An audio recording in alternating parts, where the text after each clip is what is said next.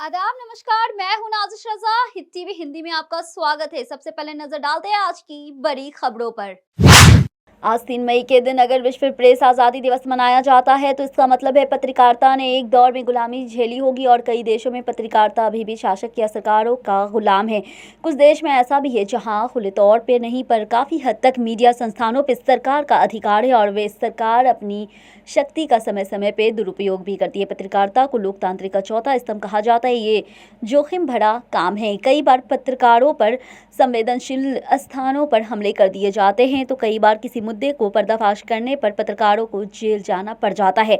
कई पत्रकारों की तो हत्या तक कर दी जाती है। ऐसे में तमाम उदाहरण देश में दुनिया में सामने आते रहते हैं।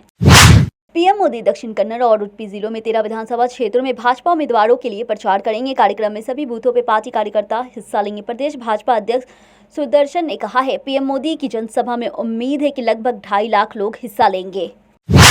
कांग्रेस ने भगवान हनुमान की तुलना हिंदूवादी संगठन बजरंग दल से करने के लिए प्रधानमंत्री नरेंद्र मोदी से माफी मांगने को कहा है। कांग्रेस के कर्नाटक प्रभारी रणदीप सिंह सुरजेवाला ने पीएम मोदी के इस बयान पर आपत्ति जताते हुए कहा है कि भगवान हनुमान पवित्रता, श्रद्धा और कर्तव्य के प्रति प्रतिबद्धता, सेवा और बलिदान के प्रतीक है। किसी व्यक्ति या संगठन की तुलना उनसे करना भगवान हनुमान का अपमान है। उत्तराखंड के कैबिनेट मंत्री प्रेमचंद अग्रवाल का वीडियो सोशल मीडिया पे तेजी से वायरल हो रहा है, जिसमें वो उनके सुरक्षाकर्मी एक शख्स की पिटाई करते हुए दिखाई दे रहे हैं।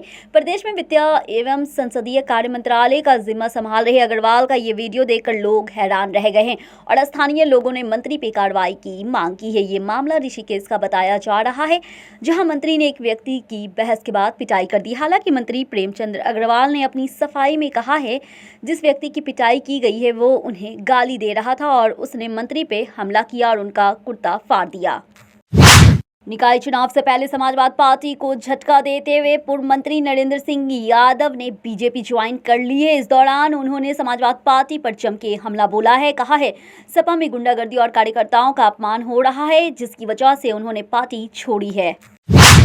उत्तर प्रदेश में निकाय चुनाव के बीच बीजेपी के बीते दिनों से कुछ बड़े नेता नाराज चल रहे हैं। खास तौर पे योगी आदित्यनाथ सरकार के मंत्री नंद गोपाल गुप्ता नंदी का नाम सबसे ज्यादा चर्चे में आ रहा है। लेकिन अब इस चर्चे के बीच समाजवाद पार्टी प्रमुख अखिलेश यादव ने बड़ा दावा कर दिया है। प्रयागराज मेयर के लिए मंत्री नंद गोपाल गुप्ता नंदी की पत्नी अभिलाषा गुप्ता का टिकट बीजेपी ने काट दिया था। अब इस पे अखिलेश यादव ने दावा करते हुए कहा है, नाम बदला, जाम नहीं। राष्ट्रवादी कांग्रेस पार्टी चीफ शरद पवार के इस्तीफा के ऐलान के साथ ही महाराष्ट्र की सियासत में उबाल आ गया है। इस बीच एनसीपी नेता अजित पवार ने कहा है, हम सब शरद पवार से मिले और कार्यकर्ताओं की मांग पे ध्यान देने की गुजारिश की है। अजित ने कहा है, शरद पवार ने इस मामले में फैसला लेने और सोचने के लिए 2 से 3 दिन का समय मांगा है। राष्ट्रवादी कांग्रेस पार्टी नेता शरद पवार कांग्रेस अध्यक्ष मल्लिकार्जुन खड़गे और वरिष्ठ नेता राहुल गांधी से दिल्ली में मिले थे। इस मुलाकात के बाद पवार ने कहा है, विपक्षी दलों को एकजुट होना चाहिए और सभी विपक्षी दलों को एक साथ लाने की कोशिश की जानी चाहिए। पवार ने कहा था कि टीएमसी प्रमुख ममता बनर्जी और आम आदमी पार्टी प्रमुख अरविंद केजरीवाल जैसे नेताओं तक पहुंचने का प्रयास किया जाना चाहिए। बैठक के बाद मल्लिकार्जुन खड़गे ने कहा है, उन्हें खुशी है कि शरद पवार साहब मुंबई आए और उन्हें मार्गदर्शन किया गया। जालसाज संजय राय शेरपुरिया के कई ठिकानों पे ईडी की टीम ने कल रात छापेमारी की है। जानकारी के अनुसार संजय राय शेरपुरिया दिल्ली, बनारस, लखनऊ और गाजीपुर के ठिकानों पे छापेमारी की गई है। ईडी ने खास के दिल्ली में शेरपुरिया की कब्जा की गई संपत्तियों को खंगाला है। इन ठिकानों से शेरपुरिया की कंपनियों और एनजीओ से जुड़े हजारों दस्तावेज बरामद किए गए हैं। दिल्ली पुलिस ने राष्ट्रीय जांच एजेंसी की तर्ज पे गैंगस्टर पे कार्रवाई कर रही है। कपिल नंदू गैंग पे लगाम कसने के लिए दिल्ली में 23 और हरियाणा में 23 जगहों पे रेड चल रही है। दिल्ली पुलिस की कार्रवाई गैंगस्टर के मददगारों के खिलाफ की गई है। रेड में अभी तक हथियार और 20 लाख कैश बरामद हुआ है। पुलिस की बदमाशों के ठिकानों पर रेड अभी भी जारी है। केंद्र और गुजरात सरकार ने बिल्किस बानो गैंगरेप मामले में सुप्रीम कोर्ट में यू टर्न लेते हुए कहा है कि 11 दोषियों को किस आधार पर रिहा किया गया है, इसकी असली दस्तावेज कोर्ट के सामने पेश करेगी। सुप्रीम कोर्ट में अपने पुराने बयान से पलटते हुए अब केंद्र और राज्य सरकार के सामने वो दस्तावेज पेश करेगी जिसके आधार पर बिल्किस बानो के रेप और दोषियों, उनके परिवार के साथ लोगों की हत्या करने वालों को रिहा करने का फैसला लिया गया। जम्मू कश्मीर में पाकिस्तान की खुफिया एजेंसी आईएसआई और उसके द्वारा पाले गए आतंकी संगठन पुलवामा जैसे हमला दोहराने की नापाक साजिश रच रहे हैं।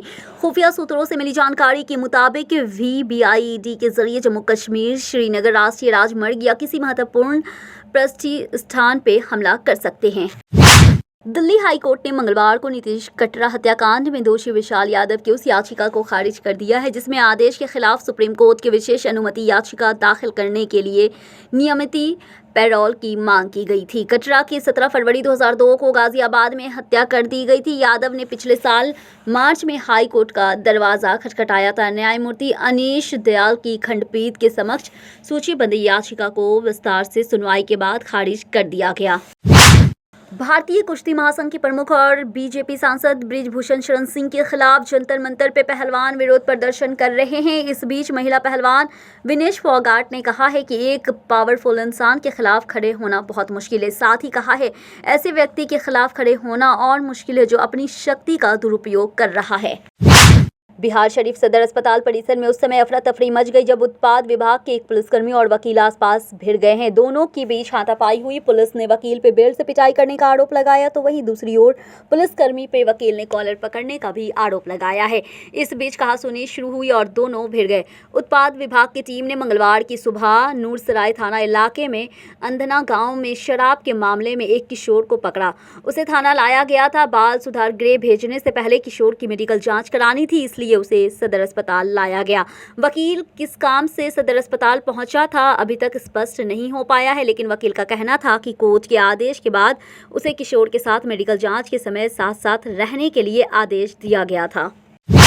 गैंगस्टर टिल्लू ताजपुरिया की मंगलवार को तिहाड़ जेल में हुई गैंगवार में हत्या कर दी गई थी। सूचना मिलते ही दिल्ली पुलिस ने स्पेशल सेल की कई टीम जांच के लिए तिहाड़ जेल पहुंची थी। स्पेशल सेल के सूत्रों ने बताया है कि गोगी गैंग के 4 बदमाशों ने जेल के अंदर पुलिस जेल प्रशासन के सामने टिल्लू को मारा। 90 से ज्यादा बार नुकीले हथियार से उस पर हमला किया था। इन महंगाई राहत कैंपों में आम जन को खुशियों की गारंटी मिल रही है। मंगलवार शाम तक 38,12,000 से ज़्यादा परिवार इन कैंपों में लाभान्वित हो चुके हैं। वहीं 1,73,00,000 से अधिक मुख्यमंत्री गारंटी कार्ड का वितरण किया जा चुका है। कृषि एवं पशुपालन मंत्री लालचंद कटारिया ने कहा है कि राज्य सरकार पशुपालकों के हितों के लिए समर्पित होकर के कार्य रही है। इसी क्रम के राज्य सरकार के द्वारा मुख्यमंत्री कामधेनु पशु बीमा योजना के तहत अब दुधारू गौवंश के साथ दुधारू भैंस का भी बीमा किया जाएगा। कश्मीर में इस महीने के अंत में आयोजित G20 कार्यक्रम समूह की बैठक के स्थल की सुरक्षा के लिए समुद्री और NSG कमांडो तैनात किए जाएंगे। पुलिस की एक विज्ञप्ति में ये जानकारी दी गई है। इसमें कहा गया है कि यहां सुरक्षा सीमा बैठक में कश्मीर क्षेत्र अतिरिक्त पुलिस महानिदेशक विजय कुमार ने जलाशयों के आसपास मजबूत सुरक्षा कवच प्रदान करने के लिए समुद्री कमांडो को तैनात किए जाने की आवश्यकता पर जोर दिया। केंद्र ने राज्य सरकार से जुए और सट्टाबाजी से संबंधित उन विज्ञापनों पे नकेल कसने को कहा है जो देश भर में ऑटो रिक्शा पे दिखाई देने लगे हैं। सूचना और प्रसारण सचिव अपूर्व चंद्रा ने राज्यों और केंद्र शासित प्रदेशों के मुख्य सचिव को लिखे पत्र में जुए और सट्टाबाजी मंचों से जुड़े 100 बैनर को ऑटो रिक्शा पे दिखाने वाले विज्ञापनों पे अंकुश लगाने के लिए उचित कार्रवाई करने को कहा है। अडानी समूह के खिलाफ जनवरी के महीने में विवाद संबद्ध रिपोर्ट लाकर के चर्चित हुए America short seller firm Hindenburg research ने अब एक और धन कुबेर को निशाने पे ले लिया है। हिंडनबर्ग रिसर्च कर रिपोर्ट आने के बाद अडानी की तरह इनकी भी दौलत एक झटके में काफ़ी कम हो गई है। शॉर्ट सेलर फर्म ने अडानी के बाद ट्विटर के को फाउंडर जैक डोर्सी की कंपनी ब्लॉक को भी टारगेट किया है। उत्तराखंड में बद्रीनाथ, गंगोत्री, यमुनोत्री समेत पहाड़ी इलाकों में रुक रुक के बारिश हो रही है। बारिश के चलते केदारनाथ यात्रा पे 3 मई को रोक लगा दी गई है। किसी भी तीर्थयात्री को केदारनाथ जाने की अनुमति नहीं मिलेगी। दिल्ली के उपराज्यपाल विनय सक्सेना की ओर से एमसीडी के राज्यसभा में पिछले 1 साल के दौरान इजाफा होने का दावा करने के बाद सीएम अरविंद केजरीवाल सरकार में मंत्री सौरभ भारद्वाज ने उन पे पलटवार किया है। दिल्ली के शहरी विकास मंत्री सौरभ भारद्वाज ने कहा है, एलजी का ऐसा कहना है कि बीजेपी के एमसीडी में पिछले 15 साल में कार्यकाल पे प्रश्न चिन्ह लगता है। अफ्रीका देश सूडान में जारी संघर्ष थमने का नाम नहीं ले रहा है और इसका खामियाजा भुगत रहे हैं वहां रहने वाले लोग, जिनका इस लड़ाई से कोई लेना देना नहीं है। इसकी वजह से उन्हें अपने घरों से विस्थापित होकर के पड़ोसी मुल्क में पनाह लेनी पड़ रही है। ऑनलाइन ट्यूशन देने और किताब छापने वाली कई बड़ी कंपनियों के शेयरों में तेज गिरावट जारी है। ऐसे सबूत सामने आए हैं कि चैट जीपीटी जैसी आर्टिफिशियल इंटेलिजेंस बॉट्स इन कंपनियों के कारोबार पर असर डाल सकते हैं। अमेरिकी कंपनी चैंग के शेयरों के दाम 51% तक गिर गए हैं और कंपनी को $1 अरब से अधिक का नुकसान हुआ है। मंगलवार को फिलिस्तीन क्षेत्रों की तरफ से इजरायल इलाकों पर रॉकेट दागे जाने के बाद से इजरायली वायुसेना गाजा पट्टी में